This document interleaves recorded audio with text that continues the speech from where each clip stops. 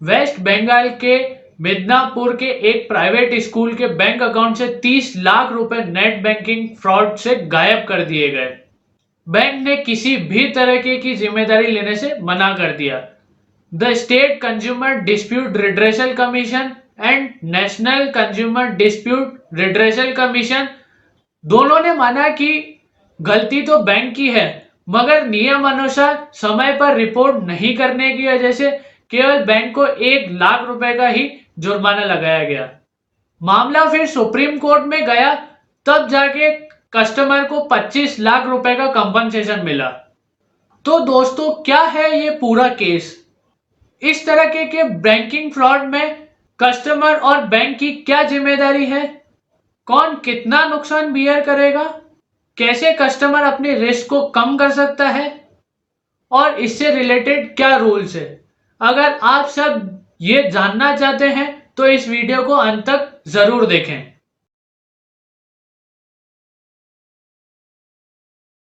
नमस्ते, मेरा नाम प्रणय भगत, साइबर लॉ एंथुजियास्ट, टेक्नोलीगल एडवाइजर और लॉ स्टूडेंट। मिदनापुर के डीएवी स्कूल के अकाउंट इंडियन बैंक में थे।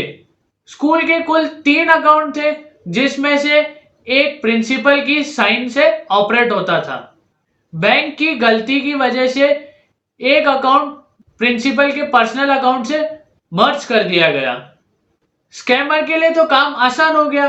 वो प्रिंसिपल के अकाउंट से स्कूल के अकाउंट में घुस गया और 30 लाख रुपए साफ कर दिए। जब मामला सामने आया तो बैंक ने कुछ भी जिम्मेदारी लेने से मना कर दिया। फिर पुलिस इंक्वायरी हुई तो उसमें पता चला कि इसमें प्रिंसिपल का कोई इन्वॉल्वमेंट नहीं है। केस कंज्यूमर फोरम में गया। The state consumer dispute redressal commission and national consumer dispute redressal commission दोनों ने माना कि बैंक की गलती है। उन्होंने स्कूल के अकाउंट से पर्सनल अकाउंट लिंक कर दिया। इस वजह से कस्टमर को इस तरह की प्रॉब्लम फेस करनी पड़ी।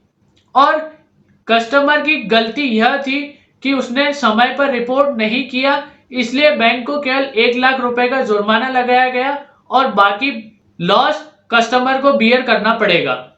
फाइनली मामला सुप्रीम कोर्ट में गया।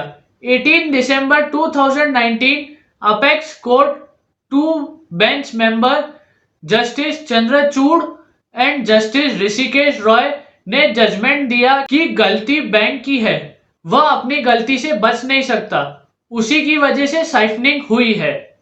इसलिए बैंक को 25 लाख रुपए के लिए लायबल माना गया और साथ ही कस्टमर ने अपनी जिम्मेदारी ना समझते हुए टाइमली रिपोर्ट नहीं किया, इसलिए 5 लाख का लॉस कस्टमर को भुगतना पड़ा। दोस्तों, ऑनलाइन बैंकिंग में कस्टमर का विश्वास बढ़ाने के लिए और इसमें किसी भी तरीके के फ्रॉड की स्थिति में फाइनेंशियल लॉस को कम करने के लिए रिजर्व बैंक ऑफ इंडिया ने एक बहुत बड़ा महत्वपूर्ण कदम उठाया है। इसके अनुसार आपके अकाउंट से होने वाले अनऑथराइज्ड ट्रांजैक्शन के लॉस से आप बच सकते हैं, यदि आप आरबीआई के नियमों को जानते हैं और थोड़ा सा सतर्क रहें तो आप इन लॉसेस से बच सकते हैं। आपका अकाउंट चाहे गवर्नमेंट बैंक में हो या प्राइवेट बैंक में, आरआरबी में हो या स्मॉल फाइनेंस बैंक में, आप आरबीआई के निर्देश के अनुसार सिक्योरिटी क्लेम कर सकते हैं। आरबीआई के ये कस्टमर प्रोटेक्शन निर्देश किसी भी तरीके के इलेक्ट्रॉनिक ट्रांजैक्शन को कवर करते हैं, जैसे net banking, phone banking, ATM, debit card, credit card, POS, यहां तक कि प्रीपेड पेमेंट इंस्ट्रूमेंट यानी पेमेंट वॉलेट भी। दोस्तों, इस तरीके का बैंक फ्रॉड किसी के साथ भी हो सकता है, पर इसके नुकसान से वो ही बच पाएगा जो इन रूल्स के बारे में जानता हो और वो टाइमली बैंक को रिपोर्ट करे। आरबीआई ने एक आरटीआई की रिपोर्ट में जवाब दिया है कि 2019-20 में 85,000 बैंक फ्रॉड के केस रिपोर्ट किए गए हैं, जिसमें 1,85,000 करोड़ का अमाउंट इन्वॉल्व है। जैसे जैसे ऑनलाइन पेमेंट बढ़ रहे हैं, वैसे ही इसमें फ्रॉड भी बढ़ रहे हैं। इसी तरह की बढ़ती कंप्लेंट को ध्यान में रखते हुए आरबीआई ने कुछ गाइडलाइन इशू किए हैं। इस गाइडलाइन के अनुसार अनऑथराइज्ड ट्रांजैक्शन होता है और कस्टमर की गलती नहीं होती है और वह 7 दिन के अंदर रिपोर्ट कर देता है बैंक को, तो वह उसके नुकसान से बच सकता है।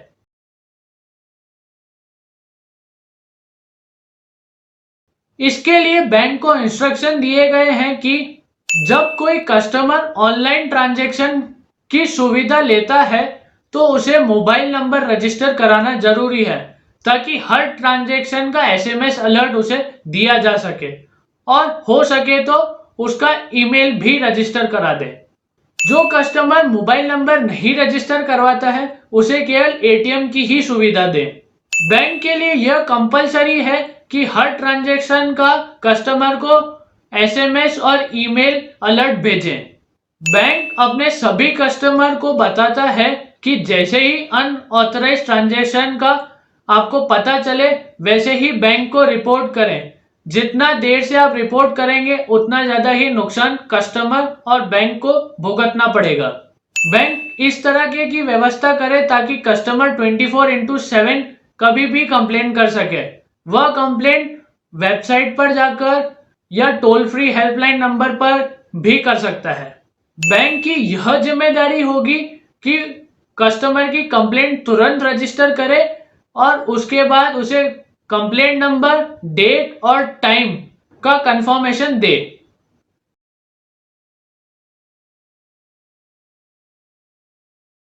यदि अकाउंट से अनऑथराइज्ड ट्रांजैक्शन होता है तो उसमें कस्टमर की 0% लाइबिलिटी होती है, यानी कस्टमर का सारा पैसा बैंक देगा। तब जबकि गलती ना तो कस्टमर की हो ना ही बैंक की, अनऑथराइज्ड ट्रांजैक्शन किसी थर्ड पार्टी ब्रीच के द्वारा हुआ हो और अगर कस्टमर उसे 3 दिन के अंदर रिपोर्ट करता है तो कस्टमर की 0% लाइबिलिटी होगी और बैंक की 100%। और अगर कस्टमर 4 to 7 डेज के अंदर रिपोर्ट करता है तो कस्टमर की मैक्सिमम लाइबिलिटी ₹5,000 से 25,000 तक की होगी और बाकी की लाइबिलिटी बैंक की होगी। और अगर कस्टमर 7 डेज के बाद रिपोर्ट करता है तो 100% लाइबिलिटी कस्टमर की ही होगी। यदि अनऑथराइज्ड ट्रांजैक्शन बैंक के किसी सिस्टम डेफिशिएंसी या कंट्रीब्यूटरी नेग्लिजेंस के द्वारा हुआ हो तो इसमें बैंक की ही 100% लाइबिलिटी होगी और इसमें यह भी जरूरी नहीं कि कस्टमर बैंक को रिपोर्ट करे। यदि फ्रॉड ट्रांजैक्शन कस्टमर की लापरवाही की वजह से हुआ है, जैसे किसी के साथ सीवीवी शेयर कर दिया, ओटीपी शेयर कर दिया, credit card, debit card detail share कर दी, अगर इस वजह से हुआ है तो 100% लाइबिलिटी कस्टमर की ही होगी जब तक कि वो बैंक में रिपोर्ट नहीं कर देता है। अगर उसके बाद भी ट्रांजैक्शन होता है फ्रॉड तो उसके बाद की लाइबिलिटी बैंक की ही होगी। तो दोस्तों हमें यह समझ लेना चाहिए कि अगर सारी सावधानी रखने के बाद भी अगर अनऑथराइज्ड ट्रांजैक्शन होता है तो हमें बिना देर किए बैंक में रिपोर्ट कर देना चाहिए ताकि हमारा नुकसान कम से कम हो। आप बैंक की ब्रांच में जाकर भी रिपोर्ट लिखा सकते हैं, पर ध्यान रहे एक्नॉलेजमेंट स्लिप लेना ना भूलें। यदि ब्रांच में आपकी बात नहीं सुनी जा रही है तो बैंक द्वारा प्रोवाइड कराए गए किसी भी ऑनलाइन मोड से आप कंप्लेंट रजिस्टर कर सकते हैं। यदि आप हमारे साथ इस मिशन में जुड़ना चाहते हैं तो इन वीडियोस को शेयर करें लोगों के साथ ताकि ये उन लोगों तक पहुंच सके जिनको इसकी जरूरत है।